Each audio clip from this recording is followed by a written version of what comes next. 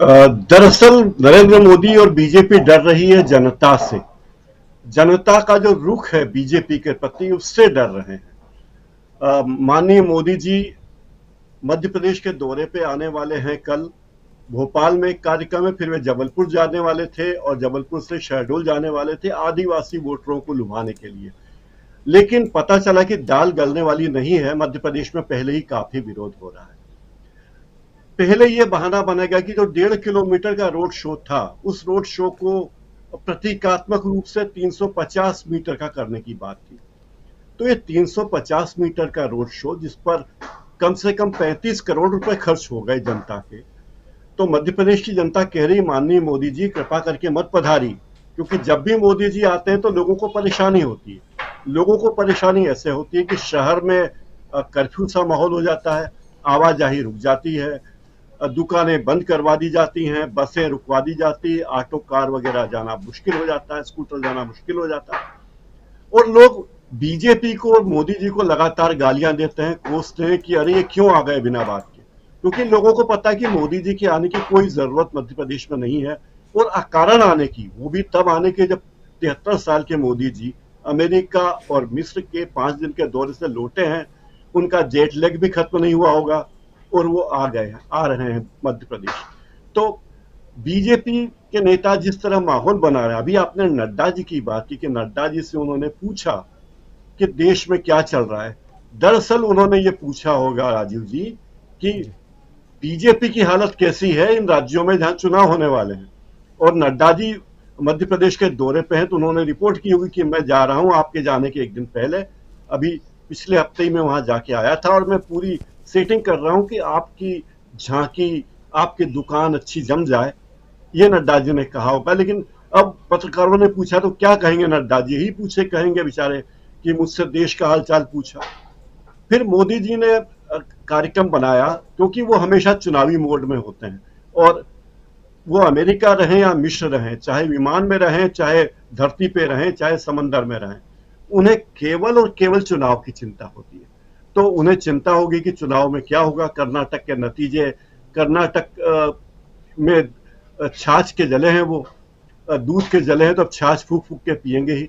तो उन्होंने कहा क्या किया जाए, तो रिपोर्ट की होगी नड्डा जी ने कि देखिए साहब मध्य प्रदेश में ये हो रहा है। और शिवराज सिंह लगातार पिछले 2 हफ्ते से रोज प्रेस कॉन्फ्रेंस कर रहे हैं, पत्रकारों को बुला बुला के बात कर रहे हैं और कह रहे हैं कि देखिए मोदी जी आएंगे, मोदी जी आएंगे तो मध्य प्रदेश में कितना भला होगा।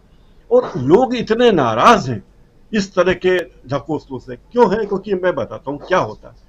जब भी मोदी जी आते हैं या अमित शाह आते हैं मध्य प्रदेश में, तब सारे अधिकारियों को कहा जाता है कि आपको भीड़ इकट्ठी करनी है, 1 लाख 2 लाख लोग इकट्ठे करने। और वे अधिकारी भीड़ इकट्ठी करने में अपना सारा काम धंधा छोड़ के, अपनी निजी कमाई भी छोड़ के मोदी जी के लिए लग जाते हैं या अमित शाह के लिए लग जाते हैं जब भी वे आते हैं।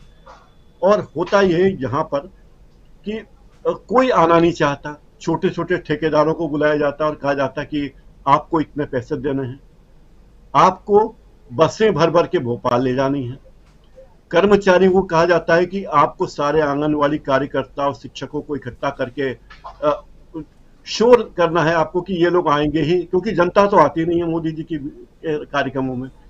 तो इस तरह जबरदस्ती लोगों को भीड़ को इकट्ठा करने के लिए परेशान किया जाता है।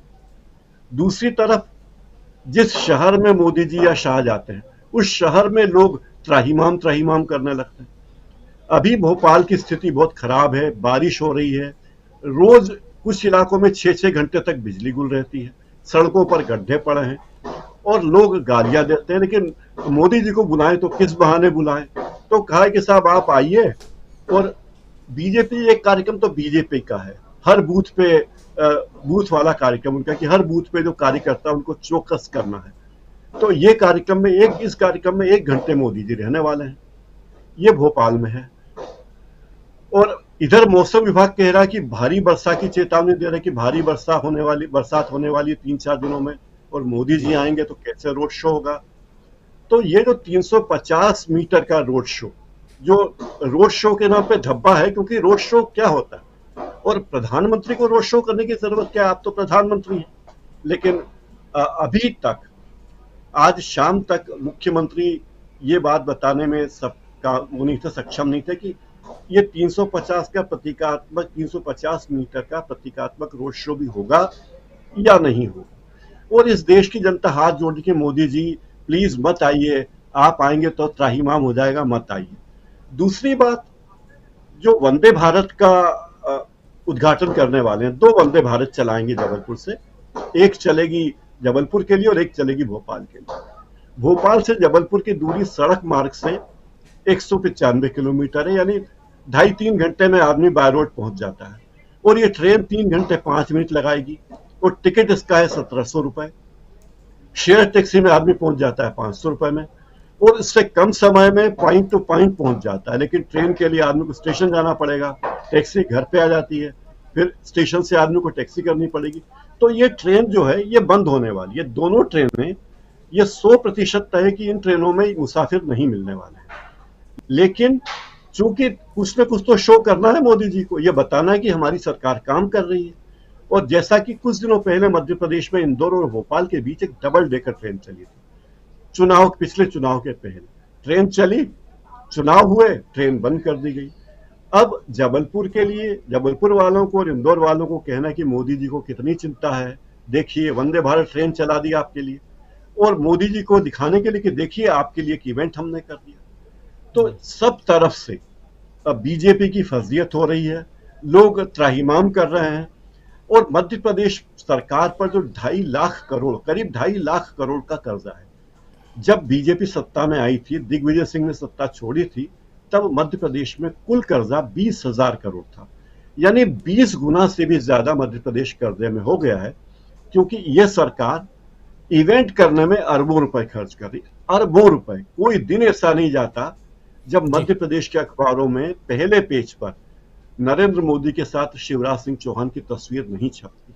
इसकी भी एक बड़ी दिलचस्प कहानी है राजू जी, आपको शायद हंसी आएगी सुन के। किस्सा है, एक अफसर थे इंदौर में, वो काफी अपने भ्रष्टाचार के लिए कुख्यात थे, और कई नेता, बीजेपी के कई नेता उन्हें तंग किया करते थे, उनसे अपना हिस्सा मांगा करते थे। अफसर का नाम नहीं बताऊंगा, लेकिन बहुत मशहूर थे।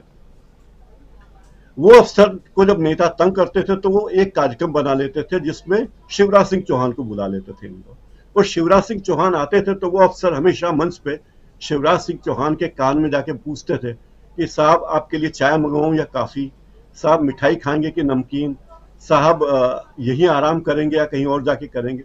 और जनता को ये जो भ्रष्ट अधिकारी थे जिनसे वो दूसरे लोग चंदा मांगते थे, उनसे नेता से, वो समझते थे कि इस अफसर की तो प्रधानमंत्री की, मुख्यमंत्री से, शिवराज सिंह चौहान से बड़ी निकटता है भाई, तो वे अफसर, उस अफसर को नेता लोग कम तंग करते थे। अब इसी बात को अलग रूप में लें तो मध्य प्रदेश के मुख्यमंत्री, मध्य प्रदेश के नेता वीडी शर्मा और तमाम नेता, वे हर बार प्रधानमंत्री को बुलाने का बहाना खोजते कि कुछ भी हो प्रधानमंत्री आ जाएं। पिछली बार आए थे, रोड शो करना था, वो निरस्त हुआ। इस बार भी शहडोल की यात्रा उन्हें निरस्त करनी पड़ी, क्योंकि शहडोल में वे चाहते हैं, वे भोपाल से जबलपुर जाने का कार्यक्रम था उनका कल 27 तारीख को, और वहां से जबलपुर।